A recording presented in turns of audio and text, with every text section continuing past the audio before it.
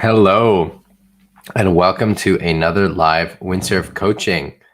Welcome, welcome, welcome. Hi, Greg. Did you sail this week?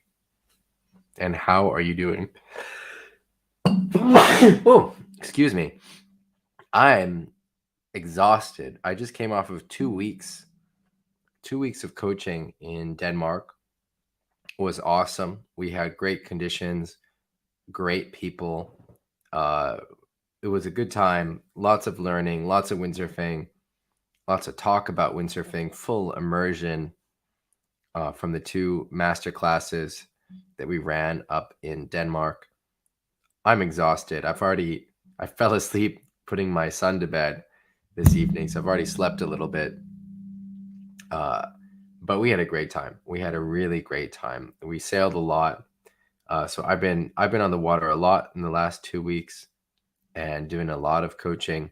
We missed the live coaching last week, so I'm going to catch up on that in the group today and just go through everything that we haven't gone through yet. So I'm looking forward to it. Yeah, say hi in the chat if you're joining us. Hey, Jorg, Dennis, Mario, Greg, Hans, Max. Yeah, we got a great group showing up. Some of you guys were on the master classes. Jorg was there. Hans was there. And then some of you guys are alums as well, like Dennis. So yeah, it was a great time. It was really a great time. A lot of windsurfing, and just full immersion as well. Full immersion in it. Hey, soon. Yeah, we had a great time. It was exhausting. I need a long sleep tonight, but really, really, really good time. I had a good time, and yeah, it was just great.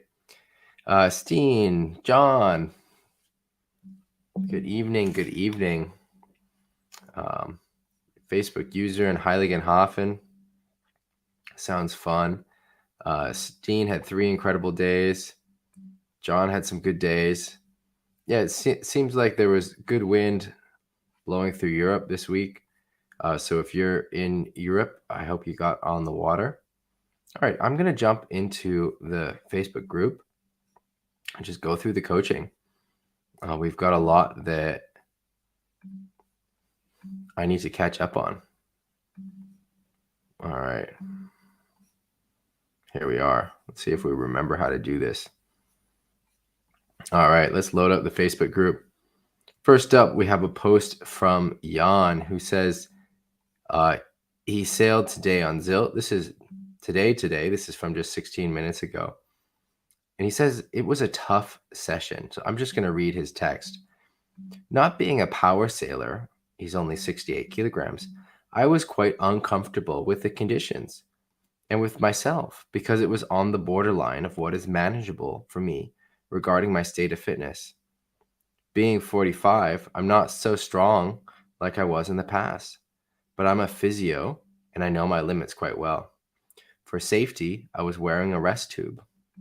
Interesting. I want to hear more about how these work with the rest tube. I've seen them, and I've seen them used for big waves, stormy conditions like silt. Also, super interesting application. He goes on, I waited until 6 p.m. to get the sideshore wind from the north, starboard tack, that was forecasted. The winds came, sailed 4-2 and 72 liters with a twin fin. He can recommend twins now for silt as a good compromise in the current. Likes it more than a thruster. Okay, my whole session was 4 runs, only going out and going in, just straight line. Sunlight was low and directly in the face when going out. Difficult to see the silt chaotic waves of the shore break. I made my runs without falling, but I had to wait after each run a long time on the beach to time my next going out through the shore break. Bare feet, and it was cold already. And only standing there at the waterline with the equipment was burning more and more energy. Because of the cold, about 10 degrees, I was wearing a winter suit with a hood. And when I was on the outside, I didn't want to go very far outside regarding my fitness. So I was in the zone where the waves were still breaking, sometimes the outer sandbank. That was uncomfortable too. I was sailing in safety mode all the time, and progression in terms of sailing skill was not possible. Everything was just a bit too much to really have a fun session. What I liked is that my plan, playing a safe game for some runs, worked out, and maybe it will give me in the future more experience in this kind of conditions. That's my report from today. So Jan, right on. Thank you for the report. And I fully agree with this assessment at the end that this kind of condition will really help you. So sailing in these conditions where you're pushing your skill, getting beyond your comfort zone, it's not building skill like maybe you're used to, but it is building a lot of skill. It's building your comfort. And then the next time you have easier conditions, you'll be more confident. And the next time that you have difficult conditions, you'll be able to push it even further and get more and more confident. So going out in those kind of conditions is, I think, a way of working on your skill, and it's something very important to do. So great job. And you did it the right way. I think going carefully with a plan, I think you don't want to charge into the conditions that you're not comfortable in. So I think you did it well. And recognize that is a way to work on your skill as well, going out in those difficult conditions. The only thing I would add is that a lot of times in conditions with big shore break, I really don't come in past the shore break, so I don't have to deal with the shore break. So sometimes I won't come in very far at all because I don't want to deal with the shore break. Because places with big shore break, and Silt is one of them, can be really intimidating. And so if you don't have to deal with that shore break, yeah, obviously it makes the session easier. Hey, Jeff, Dom, Ragnar. All right.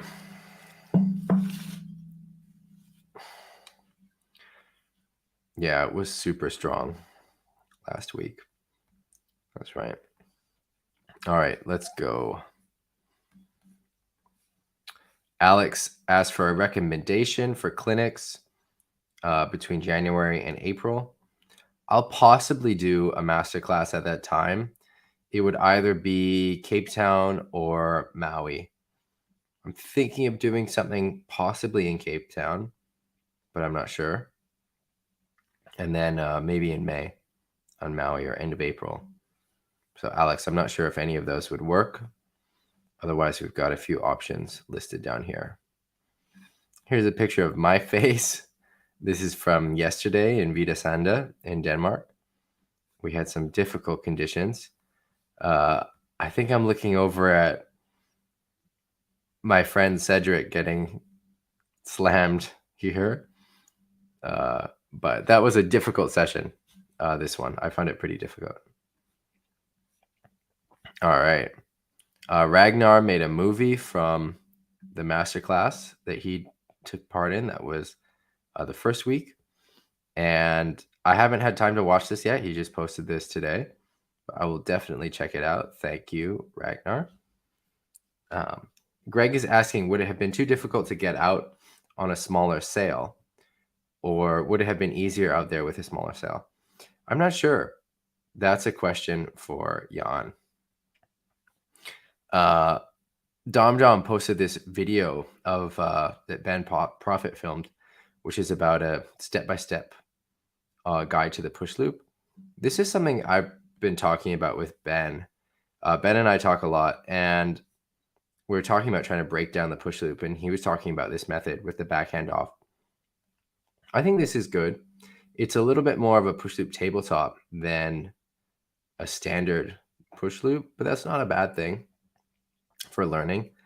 Something I would add with this, and you do it at the same time, is learning how to do a backflip on the trampoline, or either, if not a full backflip, then doing a back drop into a backflip. So you jump up, land on your back, and then you're pulling your feet into your chest and throwing your head back a bit to do a backflip, but you're not doing a backflip from your feet. You're doing it from your back, which is quite a bit easier. Just to get used to that motion of flipping over, because the push loop really is a flip, whereas the forward and the back loop are not. But this is an interesting method, and I think it can work. I'd love to hear people going through the process.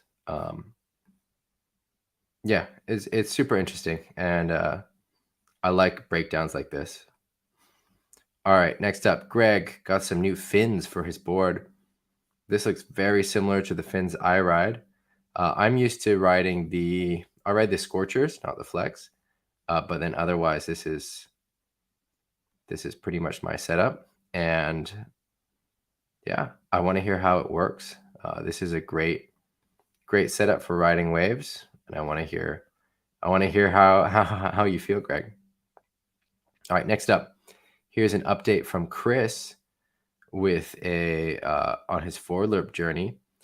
And he says, firstly, this is proof that perfect technique is not necessary, and anyone who can get the fin out of the water can give it a try. I first had success on larger ramps, but I'm now painlessly getting around on any chop, all within a month. Yeah, that's great. And something that I say with most technique, this is true for forwards, this is true for tacks, that as long as you're hitting enough of the key points, you'll make it work. And then if you want to refine the technique more, then you want to get more and more of those key points hit. But if you're just hitting enough of the key points, you'll do the move. So that's awesome, and good advice. Sounds like Jeff. Sounds like you're going to some big conditions. I like the sound of that. Yeah, Caro. Cedric was on my board, but no dings this time. All right, so let's get into point 2. He agrees the backhand should go back more, and he should look over the shoulder. He has trouble getting the backhand in these conditions because the ramps show themselves at the last moment with only a split second to react. His learning, wear ear protection. I think that's pretty good advice because you can hit your ears hard on the water. Adjust the harness lines 1 centimeter forward to force yourself to always keep your backhand just enough that you can get a full loop rotation without additional reaching, like this sequence. That's interesting. I haven't heard that before, but in theory, I like it. Get in the habit of crunching your back oblique muscles and shift your forward hip slightly ahead in a C torso shape to maintain this backhand further back stance. Interesting. Also, most important, any upwind, onshore, very steep kicker ramp will work. Does not have to be a downwind ramp if you don't have any downwind ramps or lack the skills to pop off of the downwind humps. That's true, but I really recommend learning the forwards downwind before you start doing them upwind, because otherwise you can start getting into some more vertical rotations a little bit too early. He says, practice the exercise on any straight jump, reach back on the boom and unhook to get comfortable and automate the motion. Looking back at the clue, like I am in these pictures, makes it hard to land because the world is spinning and there's no way to know where you are in the air for a clean landing. That's why you should look behind you, because looking behind you is actually looking where you're going to land, because the forward loop is a downwind move. And so looking back is looking downwind. It's better to look over your shoulder. Oh yeah, that's his next point. And then that helps you know where you are and land. But it's cool to see Chris's journey. Look at that. Boom, boom, boom, boom, boom. So nice. A little bit cheesy, but those are good forwards. Here's some highlights from the first week of their masterclass in Denmark. So we had some small waves at first and then bigger waves at the end of the week, focusing on a lot of jumping. I've still got to process everything that went down over the last 2 weeks in the master classes, because there was so much that happened, so much learning. And I've got to think about I've just got to reflect. And I'll do some more posts in the group. I want to do a highlight video from week 2 as well. Throw something together. Here's Edwin. He was charging on this day, going for back loops, and there's a nice wave ride from him here. I was very happy with this wave on the beach. It had some great turns.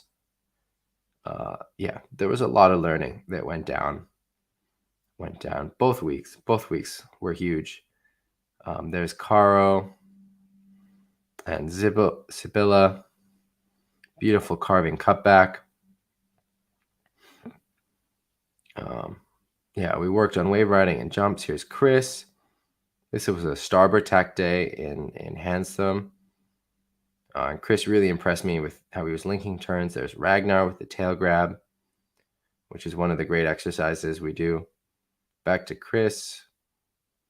Very active, carving around. Yeah. We had some fun conditions.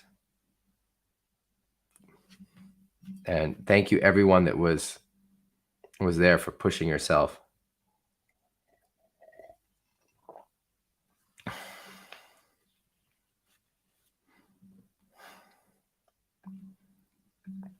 Stefan was also doing really good.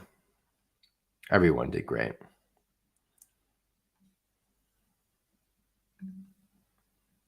Claudius. I think this is an aerial from Claudius. So this is his bad side, his devil's tack. And look at that little front side aerial.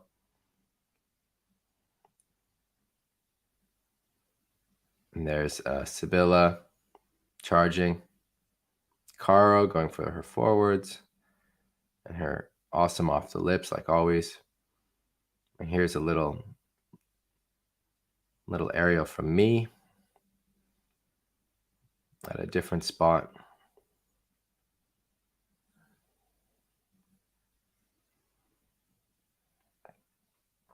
I'm throwing a tabletop. I haven't done a tabletop in a long time. Little table forward. Push loop.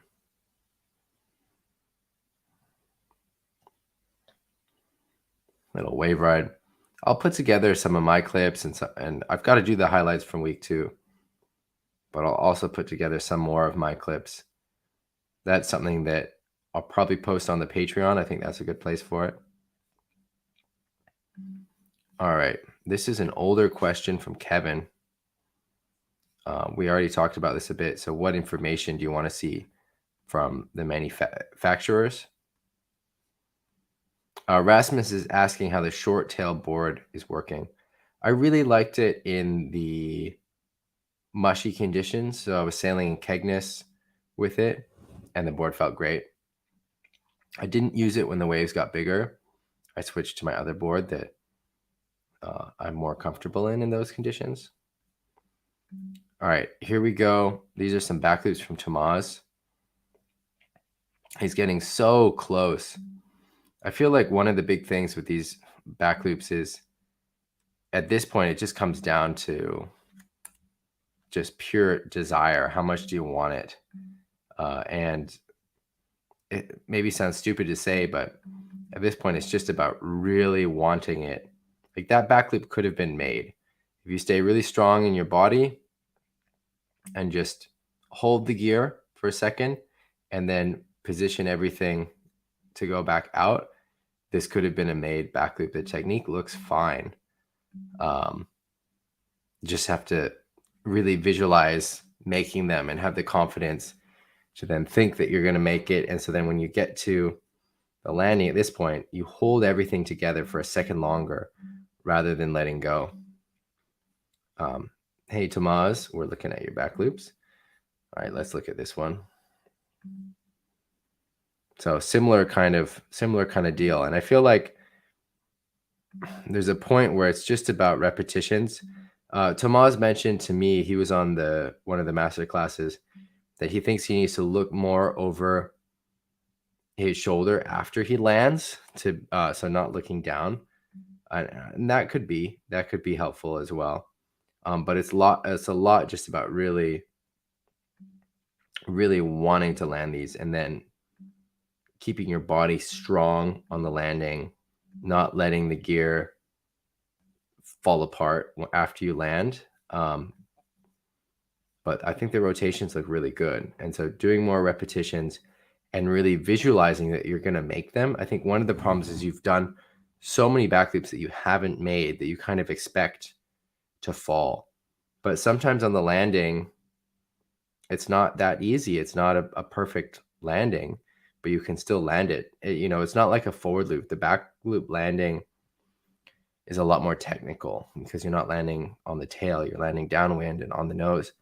And so sometimes you have to really use your muscles and use your body to keep everything together and then reposition the rig. There's a lot of times where I land the back loop and then my whole body is flexed for a second just to keep everything together, to stop the sail from pulling over.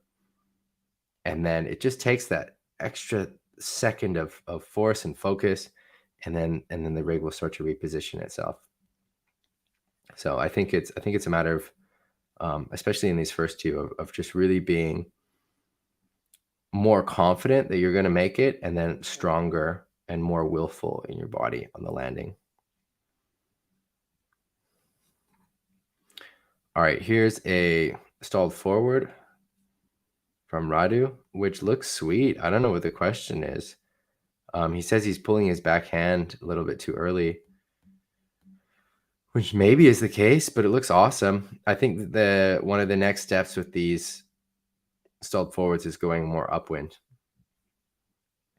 taking off more like a back loop. But this looks great. All right, this is an old post where we're talking about goals for the week. Love to hear it. We got 57 comments, some great goals. Super cool. This is also an old post. Hans is looking for clinics for his wife, and there's some recommendations here. I don't really know about specific clinics for women and for a more entry level, but it seems like there's some great recommendations. So Hans, I'd love to hear what works, what you choose, how it goes. Super interesting. All right, here's a post from Richie. Finally some wind, and from the left again. It was almost completely offshore, and the waves were expected to be flat, but over a meter. Wanted to go for forwards, but didn't like the angle. Only did one, not bad, but not good.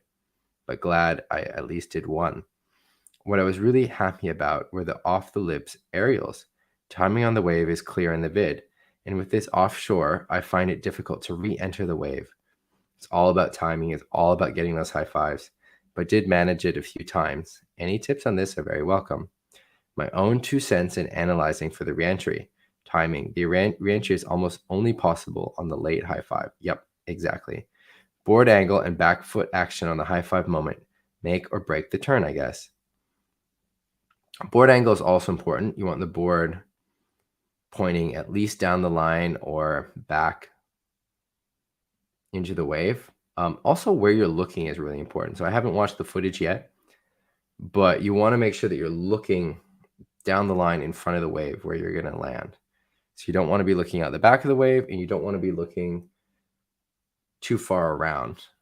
And you want to keep your weight distributed pretty neutrally. You don't want it leaning too far back, and you don't want to think about doing a jump because that can disconnect you from the lip, and then you can lean back, and then it sort of spins you upwind, and then you go off the back. He wants to get more height, but I think if you go high, it's harder to make it back. You land behind the wave. When you keep it low, you have more chance in making it front of the wave. So one of the ways that I evaluate aerials is not about how high they are, but how in front of the wave they are. Jens Peter is saying that he wants a session just about aerials. That's not a bad idea. Let me make a note of that. Session just about aerials. Yeah, we could talk about front side, back side, just about aerials. Aerials are a great move. They look simple, but they're not. All right, let's watch the video.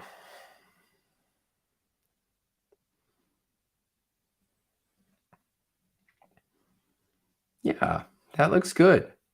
So remember when I said that you want to make sure you're looking down the line, you want to make sure that the board, when you hit the lip, is pointing at least down the line or in front of the wave. All of those things are happening here. Landing it back in the wave. Again. There we get a little bit of that upwind spin like I was talking about. Here the board is pointing too far out the back of the wave. And it's too early for the high five. So then you're traveling out the back. That high five looks good. Yeah, that one's solid. Yeah, too early. Good timing for the high five, but the board is pointing on this last one too far out to sea. So you got to get the board pointing into the beach. I think what would help as well get more projection is not thinking about jumping off the lip. So here I can see your legs are doing a bit of work to jump off the lip. And I think rather you want to keep your body pretty tight rather than pressing, because that pressing can disconnect you from the lip and actually make you get less height. But in general, the ones that you are making are the ones where you're getting the board angle right and you're looking in the right place, and you're hitting it at the right time. And the ones that you're going off the back, either the board is pointing too much at the back or it's too early to get that good high five throw back into the wave. Yeah, those are the main reasons. But these look good, and your self-analysis also seems pretty bang on. Here's a video from Sasha about shakas and shaka exercises. Let me know if you try this and if it works for you. We already talked about, did we not talk about this? So Sel was looking for an online windsurfing fitness course, and he signed up for Sarah Hauser's, which we should link somewhere. I'll find the link and I'll put it in the comments here. And he's super happy with it. It's not at all what he expected. There's no insanity style cardio workouts. There's no macho burn. There's only very small and expertly selected stretching and flexing that feels totally non-consequential until you get on the water, then suddenly find you have much more flexibility. Things which previously eluded you are now quite possible. A lot of the, oh, you have to be that low, or oh, you need to pull the sail that far out moments. That's great. I love these aha moments. He's still in the early stages of her system, and he's looking forward to the results in 6 months or a year. It's easy to do every day. He hasn't considered working on fitness, or no, if you haven't really considered it, take his word that the payoff is huge. Cool. It's the most effective and rewarding investment of his time and money. That's great to hear. Fitness is important. Windsurfing is a sport after all.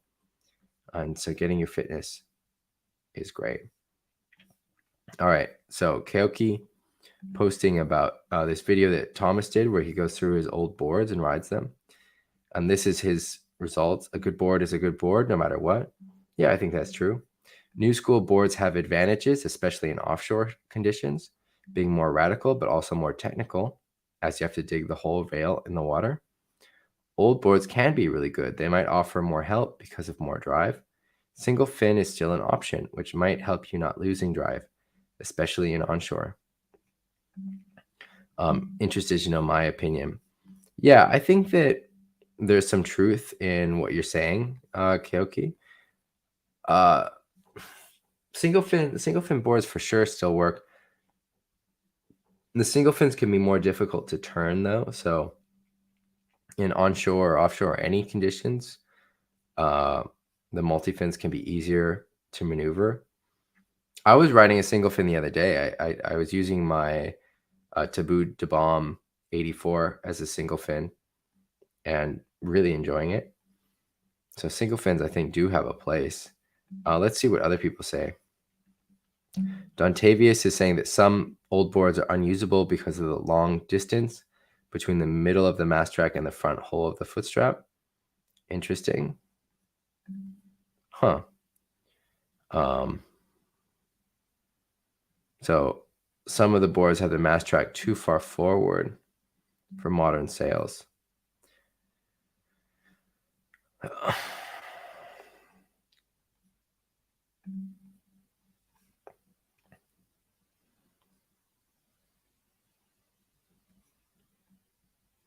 So Jan Thomas said he was inspired, dragged out his to curve single fin, but didn't get it wet due to the gusty winds. Yeah, so the bigger volumes that we can run in our multi-fin boards is often a benefit, and one that probably increases as we get older and unused to dealing with sinking boards in lulls and shore dumps. I'll give it a try in more consistent winds. Yeah, great point. Multi-fin boards allowed us to ride with more volume. Keoki says that's a myth. I don't think that's true. You definitely see it. You definitely see it in the board volumes. But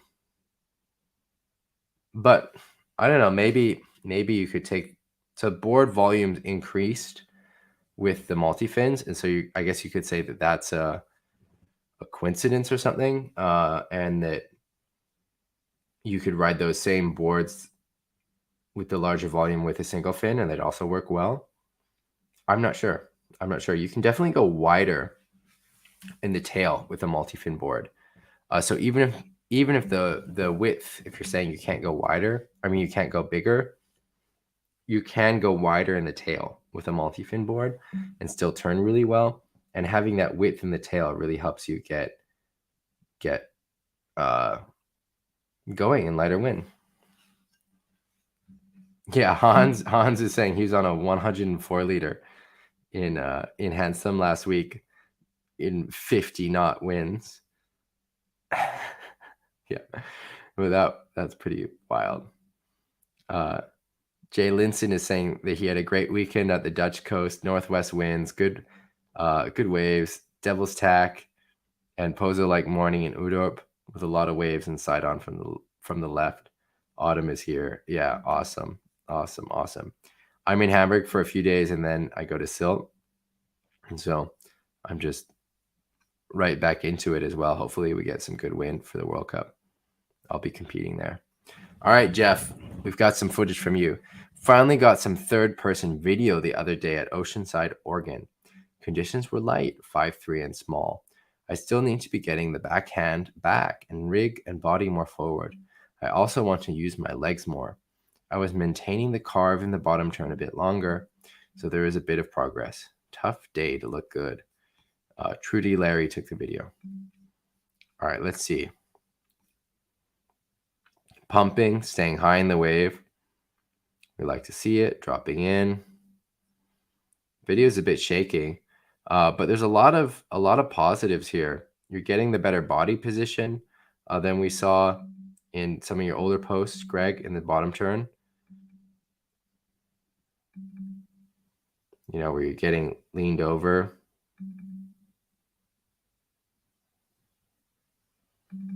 Jens Peter is saying he had a great session at Waddell offshore. That sounds nice. Going for the S, going for the high five.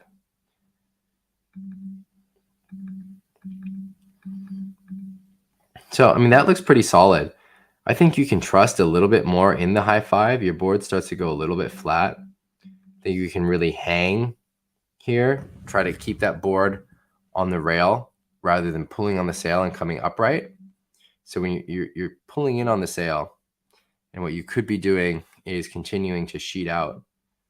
I don't know why that video stopped playing. There we go. So great. You can get your butt lower and keep sheeting out. Here you start to sheet in, and that pulls the board flat. It's still a nice off the top, but it'd be more dynamic to kind of carve all the way through in the lip. And to do that, you want to keep your butt low and keep sheeting out. All right, next video.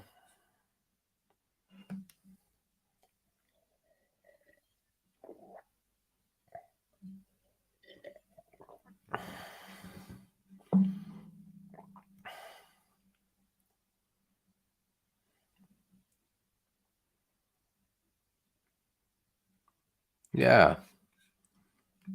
Good active riding, going for the high five. Hard to see what is happening here because of the wave in front with the first turn. I think in general, you want to think about getting your butt lower in the cutbacks and letting the sail sheet out rather than pulling in with the sail, because that pulls you upright and pulls the board flat. But in general, I think the riding looks great.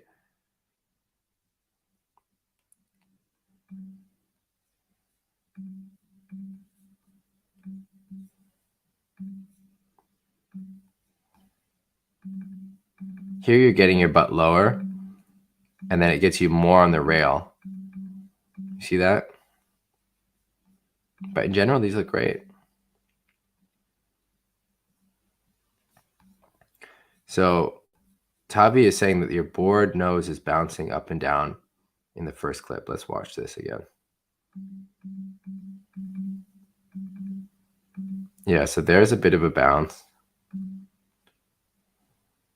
So why is that happening? The main reason that happens when you see that happening is because you're putting sudden pressure on your back foot, and then the board is rocking on its outline, and that's why you see the board bounce up like that. So you want to put more gradual or more even pressure and more pressure on the front foot to stop that, if that's something you want to stop. But yeah, Jeff, think about the butt down and the cutback. This bottom turn, even though it has that little bounce, I'm not too worried about it. I guess the main thing to think about to stop that is not just jamming on your back foot as you go into the turn, and having a more gradual push with both your feet on that bottom turn. That's what's causing the bounce. All right.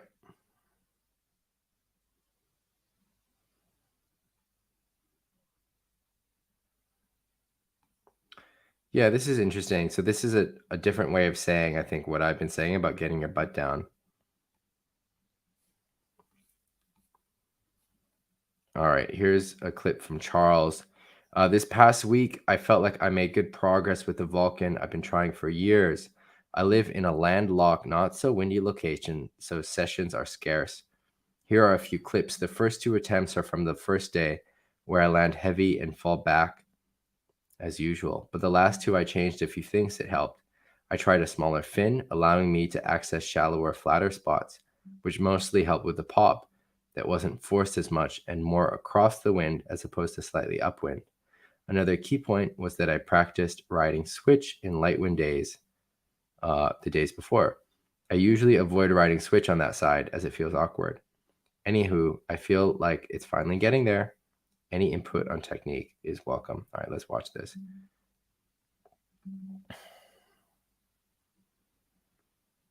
All right.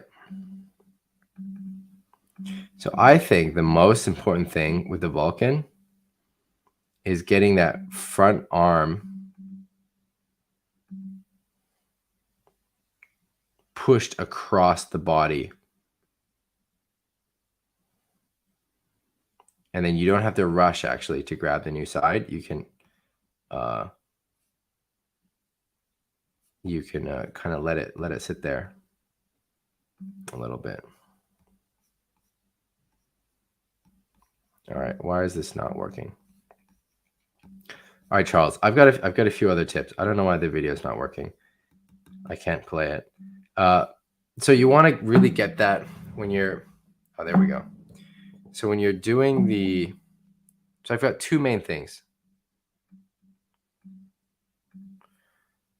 I don't know. This is not working great. So with your front arm, you really want to bring it. So if this is my front hand, and then I do the jump, you really want to bring that hand across your body, okay?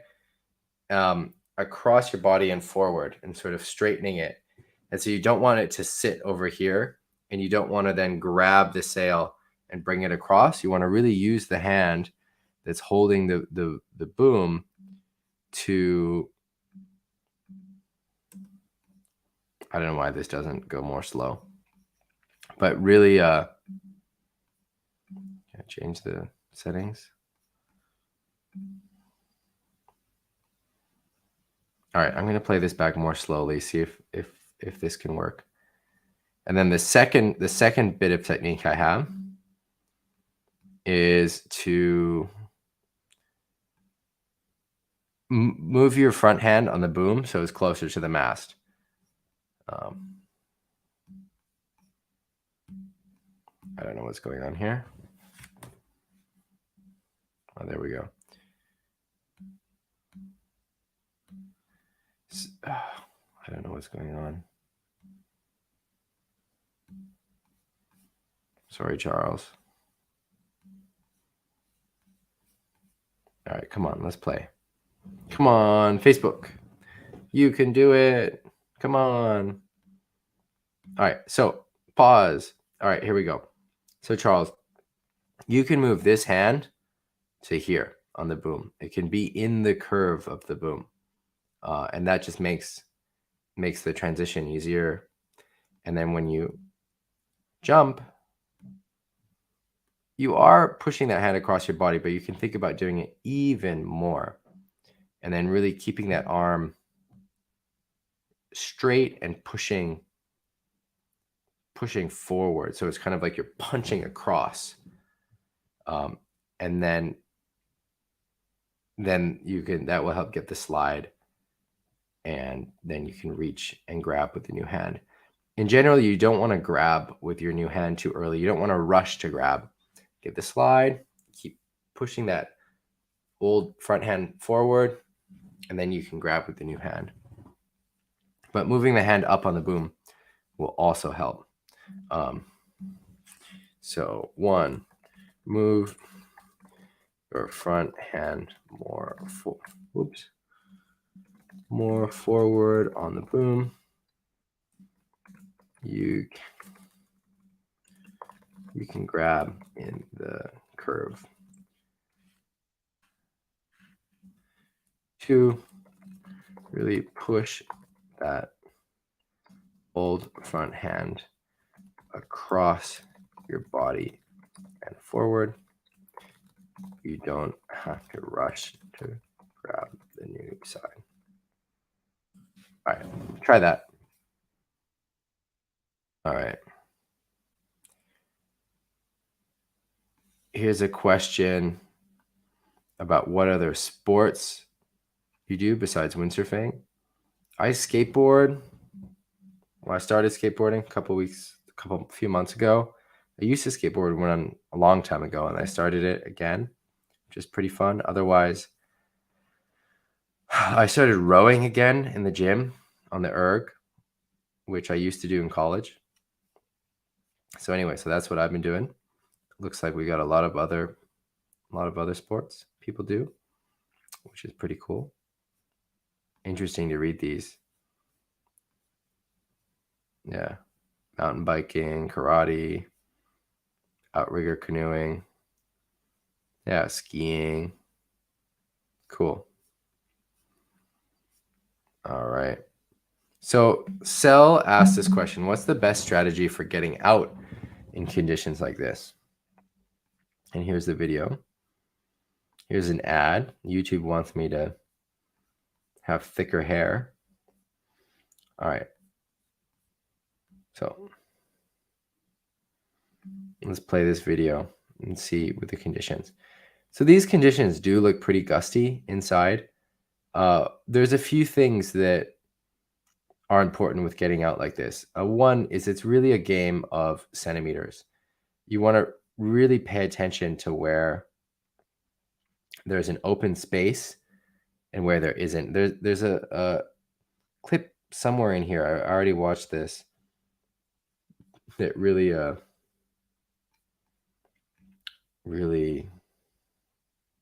illustrates that. Let me find it. Max is asking if I dropped a few kilos. Yeah, I think I did. I'm not obsessed with my weight, but I think over the last few months I've lost a bit of weight.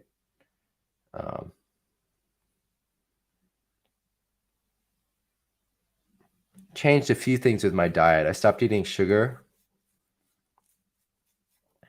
and I started doing some intermittent fasting, which I didn't. None of these I did for weight loss or anything. Just the fasting was for energy, because I needed more energy, and that's something that helped me actually. Basically, I just stopped eating breakfast, but it helped me get more energy in the day. All right, where is this clip?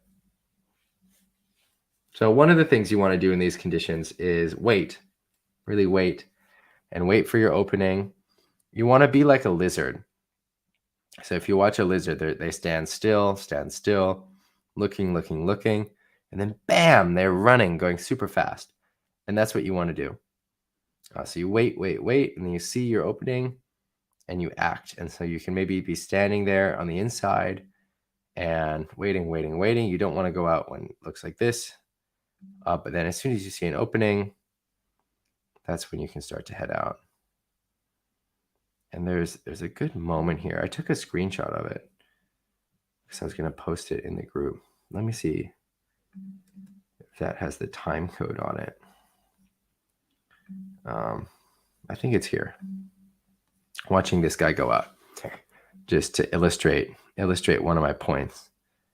And so, okay, pointing the nose through the white water. That's important. Okay, he gets up, starts to go out again, and then bam, he gets destroyed. That's pretty heavy. But what I want to look at here is, okay, this is a very heavy section that he's going into that just eats him. But look at it just a few meters down here. There's way less power. So if I'm in this position, all right, I get over this wave, I'm looking at what's coming next, and I see that the power source is right there. I'm going to start pumping like my life depends on it to get a few more meters downwind to try to get away from this power section. And so if he had just been even right here, it's possible that he would have been okay and made it over the wave. So what is that, 2 meters more downwind? And then 3 meters, 4 meters more, he's not even touching whitewater. He's completely on the shoulder. And so really paying attention to where you are and realizing that, you know, it's a fine game. It can make a pretty big difference. The other thing is just good practice of getting over whitewaters, getting up to speed quickly, because sometimes when you pass over a whitewater, you'll stop and then you have to get planing again quickly. And so you then need to be comfortable sailing around not in the foot straps, because if you're sailing just always in the foot straps and then you stop and there's not enough wind, or maybe the wind is gusty, you're going to have a hard time. I think in general with wave sailing, you want to be comfortable out of the straps and sailing in the out of the straps all the time, because then you can get going more quickly. It helps you sail smaller gear, helps you in the lulls, helps you in the current. So that's a big one. I'm going to make a note of that. And then it's good to practice as well, kind of getting going quickly. And that's the pumping and all of that, those active movements. Greg says, not Greg, Jeff says, sometimes launching when the waves look the biggest is a good strategy because then you hit the swell line during the lull. That can be the case, also not the case. It really depends on the spot. But what Jeff is pointing out is that timing is very important and you don't want to just go out. And different spots will have their own nuances of timing. And some of them might be like Jeff said, where, okay, you see the set and then you go out. And that works if the set is short enough. Some places there can be sort of like just a set that never ends. And then you want to wait, and then go. Facebook user is saying we should have a pumping masterclass. Yeah, pumping is important. You want to really use your whole body. You're pulling on the sail, you're pushing on the fins, using the board, kind of pushing the board forward, pulling on the sail. Yeah, pumping masterclass is a good idea. Some kind of fundamental masterclass. That's something we can do online. Yeah, let me look at that if I have enough footage to do something like that. Otherwise, I'll have to film some. All right, Jeff sails with these gloves. Super interesting. I don't sail with gloves, so I don't know anything about it, but super interesting. I haven't ever seen that before. We already talked about this wave from Eric. I remember looking at the video footage. And my comment, I think that your turn looks good, and you compare yourself to the guy on the Neil Pride, but I think your turns look better than that guy's. So anyway, what do I say? Cut back is much better. To turn tighter, you need to lean more and maybe be more back-footed. All right, here's a post from Habibul. His son is, is this spam? Yeah, this looks like spam. I'm not sure. Oops. Anyway, I'll deal with that in a second. Oh yeah, so Nicholas was asking about joining the Learn to Loop course. I was busy doing the masterclasses in Denmark, so I wasn't able to fully respond. But yeah, I'm gonna write you, Nicholas, and yeah, maybe there's an option there. And I'm gonna run the Learn to Loop course again. I'm not sure exactly when though. All right, this is an old post.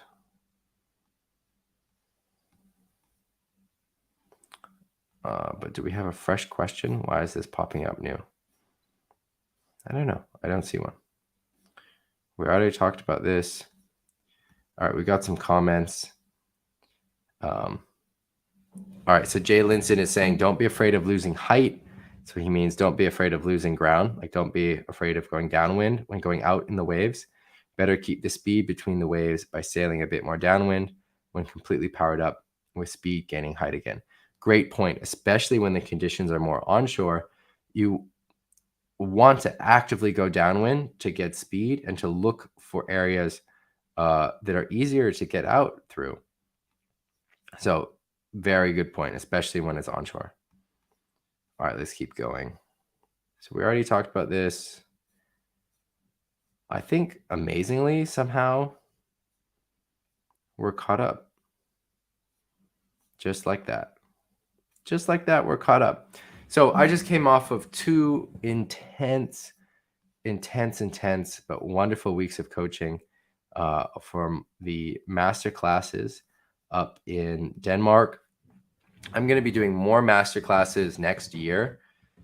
Where and when is not yet released, but if you're interested, keep yourself tuned to this space because I will put all of the updates and dates and everything in the group, in the Facebook group. and I'll also mention them on the live streams. So if you are interested, yeah, stay tuned. If you want more content, check out the Patreon group. I'm doing the newsletter. The lowest level of the Patreon supports the live stream and the community. It works out to about $2, a little bit more than $2 for every live stream at the lowest level. And then above that, you get the newsletter, which is something that I'm going to be consistently adding to as well. So it's starting with sort of like a small magazine with about 5 to 6, 7 articles coming out a month with some exclusive content as well. And that's all through Patreon. And then the highest level, which some of you guys are already members of, is the Accelerator Club, which has a private WhatsApp group where you guys can share footage and I can comment on it. And then we do a personal Zoom as well once a month, talking about footage and strategy and learning. So anyway, so there's quite a few things available on the Patreon. Otherwise, I hope you guys have a good week. I hope it's windy. I want you to post in the group questions, comments, videos, all of the above. You guys know the drill. I'll see you next week, Sunday. I'll be in Zilt for the World Cup. Wish me luck. I hope we get good wind. I think I've had some good training now. The last 2 weeks, I've had a lot of windsurfing in Denmark and on the North Sea, just a bit north of Zilt. Guys, get on the water, have fun, push your limits, post in the group. I hope to see you next Sunday. Take care. Bye.